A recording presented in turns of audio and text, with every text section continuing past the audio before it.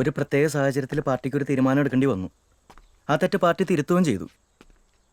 എടാ, ഒരു രാഷ്ട്രീയക്കാരനായിട്ടല്ല, നിന്റെ ബാല്യകാല സുഹൃത്തായിട്ടാണ് ഞാൻ പറയുന്നത്. നീ തിരിച്ചു വരണം, സ്ഥാനാർത്ഥിയായിട്ട് തന്നെ തിരിച്ചു വരണം. എടാ, നിന്റെ ഉള്ളിൽ രാഷ്ട്രീയം മാത്രമേ ഉള്ളൂ. ഒരു രാഷ്ട്രീയക്കാരനാവാൻ മാത്രമേ നിന്നെ കൊണ്ട് പറ്റുള്ളൂ. KP ബാബുക്ക പറഞ്ഞ് കറക്റ്റാ. എടാ, ഈ തീരുമാനം ഇനി മാറില്ല. മാറിയാൽ ബാബുരാജ് പിന്നെ ഈ പാർട്ടിയിലുണ്ടാവില്ല.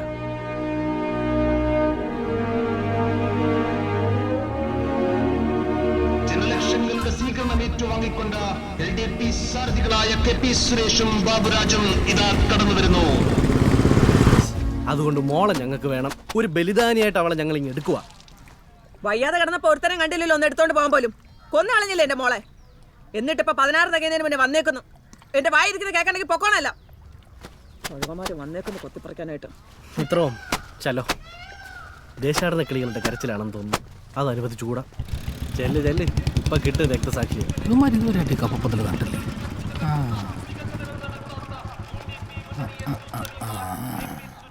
സഖാവേ, നമ്മുടെ രക്തസാക്ഷിയന്മാർ ബലിദാനിയാക്കി കൊണ്ടുപോയോ? സഖാവേ, ഊളത്തരം പറയരുത്.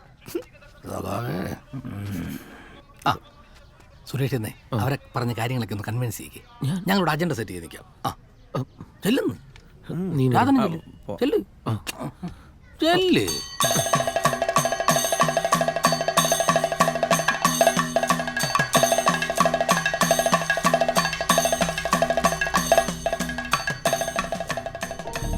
വർക്കിച്ചൻ പറഞ്ഞു തന്നേരാ. കൊച്ചി മരിച്ച സംഭവം മുന്നണിക്ക് വലിയ ക്ഷീണം ഉണ്ടാക്കിയിട്ടുണ്ട്.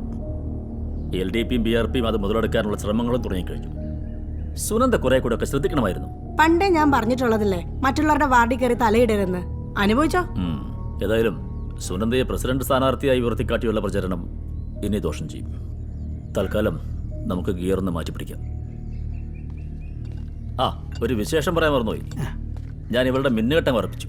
ഇലക്ഷൻ കഴിഞ്ഞ ഉണ്ടാവും. അത് ശരി. അപ്പോൾ കാര്യത്തിലേക്ക് വരാം. ഇതുപോലൊരു മരണം മൂലമായിരുന്നു പീതൻ ഈ പഞ്ചായത്തിലെ ഹീറോ ആയത്. ഇപ്പൊ മറ്റൊരു മരണം മൂലം മകൾ സീറോ ആവും. ഇതൊക്കെയായിരിക്കും കാലത്തിന്റെ കാവ്യനീതി.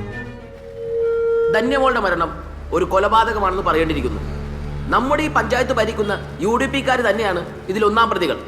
അതിലൊരു മെമ്പറിന്റെ കാര്യം ഞാൻ പറയാതെ നിങ്ങൾക്ക് അറിയാമല്ലോ. നമ്മൾ LDP അധികാരത്തിലെത്തിയാൽ ഇനിയൊരു ധന്യമോൾ ഇവിടെ ഉണ്ടാവില്ലെന്ന് അസന്നിഗ്ധമായി പ്രഖ്യാപിക്കാൻ ഞാൻ ആഗ്രഹിക്കുന്നു. അത് പറഞ്ഞപ്പോഴാണ് അങ്ങ് റഷ്യയിൽ 1939 നടന്നൊരു സംഭവം ഞാൻ ഓർക്കുകയാണ്. കൃത്യമായി പറഞ്ഞാൽ 2ാം ലോക മഹായുദ്ധത്തിന് ഒരാഴ്ച മുമ്പ് ഇതുപോലൊരു അമ്മയുടെ മകൾ അതിദാരുണമായി കൊല ചെയ്യപ്പെട്ടു. ചുവന്ന ബക്കറ്റുകൾ നടന്നു തുടങ്ങാറായി. എന്തൊക്കെ പറഞ്ഞാലും ധന്യമോളുടെ മരണം സുനന്ദയ്ക്ക് ഒരു വെള്ളടിയാ.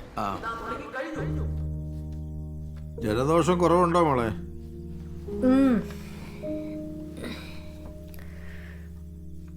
ആ കുഞ്ഞിന്റെ മരണം എന്റെ തലയിലായി. ഇപ്പൊ അതും പറഞ്ഞാണ് ഓരോ വീട്ടിലും കയറി വോട്ട് പിടുത്തം. സുരേഷിന്റെ വിശദീകരണം കൂടി ആയപ്പോ പൂർത്തിയായി. നമ്മുടെ പാർട്ടിയുടെ നിലപാടെന്താ അറിയാലോ. ഒളിഞ്ഞും തെളിഞ്ഞും ഇപ്പൊ അവരും ഇതൊരു അവസരമാക്കുക. ഇത്തവണ ഡേറ്റാ. രാഷ്ട്രീയത്തിലെ വിഷയങ്ങൾക്കെല്ലാം അല്പായുസമുള്ളൂ മോളെ. പുതിയ ഒരെണ്ണം കിട്ടുമ്പോൾ ഇപ്പോഴുള്ളത് രാഷ്ട്രീയക്കാരും ചാനലുകാരും ജനങ്ങളും ഒക്കെ അങ്ങ് മറക്കും. നാളത്തെ കാര്യം നാളെ അറിയും. വലിയൊരു കലാപമാണ് ഇവിടെ പൊട്ടിപ്പുറപ്പെടാൻ പോകുന്നത്. ആധുനിക ചക്രകൂടത്തിന്റെ പിതാവായ കേളുജിയുടെ പ്രതിമയാണ് ഇവിടെ തകർക്കപ്പെട്ടിരിക്കുന്നത്. കേളുജി ഞങ്ങളുടെ എല്ലാം ആത്മാവായിരുന്നു. അതാണിപ്പോ തകർക്കപ്പെട്ടിരിക്കുന്നത്. പരാജയ ഭീതി പൂണ്ട് LDPക്കാരും BRPക്കാരും ചേർന്നുള്ള അവിശുദ്ധ കൂട്ടുകെട്ടാണ് ഇതിന്റെ പിന്നിൽ.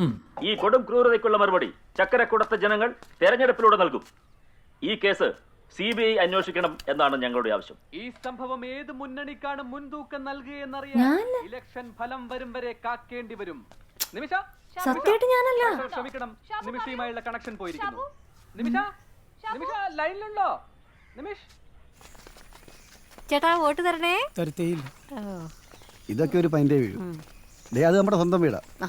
അപ്പൊ എല്ലാം പറഞ്ഞ പോലെ കൈയൊടിച്ച് നമ്മുടെ പിള്ളേരാണെന്നൊരു സംശയമുണ്ട്. ഏയ്, അത് UDPക്കാരാ. ജനശ്രദ്ധ തിരിച്ചുവിടാനുള്ള ഡെക്ക് വിലയല്ലേ. നാളെ ഹർത്താൽ വല്ലതും കാണും. അളിയ നാളെ ഹർത്താൽ കേട്ടോ. നീ ബിയർ ചെയ്യുന്ന ഒരു ഫുൾ എനിക്കും വാങ്ങിച്ചു. ബ്രാൻഡ് നോക്കണ്ട. ആരാണ് പ്രഖ്യാപിച്ചതെന്ന് അറിയാത്ത ഹർത്താൽ കേരളത്തിൽ പൂർണ്ണം. പ്രതിമാ സംഭവം മൂത്തെങ്കിലും ഹർത്താൽ അത്രയ്ക്ക് അങ്ങോട്ട് സ്പാർക്ക് ഉണ്ടാക്കിയില്ല. എങ്ങനെ ഉണ്ടാവാനാ? അവന്മാര് പരസ്പരം അഡ്ജസ്റ്റ്മെന്റ് അല്ലേ. നമ്മളെ ഒതുക്കാനായിട്ട്? ഇതിപ്പോ പഞ്ചായത്ത് ആര് പിടിക്കുമെന്ന് പറയാൻ പറ്റാത്ത അവസ്ഥ. നമ്മൾ നമ്മുടെ ശക്തി കാണിച്ചേ പറ്റൂ. കുടിക്കേ.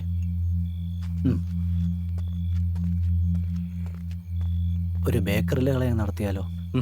അത് പോരാ, ഇച്ചിരി കൂടെ വലിയ സ്പാർക്ക് വേണം. ചക്കരക്കൂടെ നിന്ന് കത്തണം. എന്നാ ഇമ്മനി വലിയൊരു ഐഡിയ നിങ്ങൾ പറ.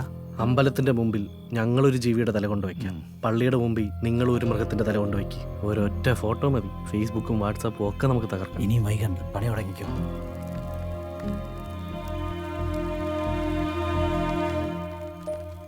സുനന്ദ മെമ്പറെ, ഇവര് ചിലതൊക്കെ പ്ലാൻ ചെയ്യുന്നുണ്ട്.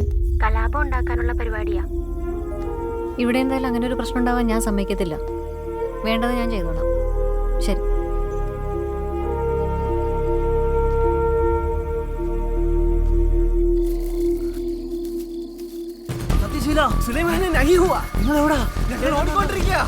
മൊത്തം പോലീസാ.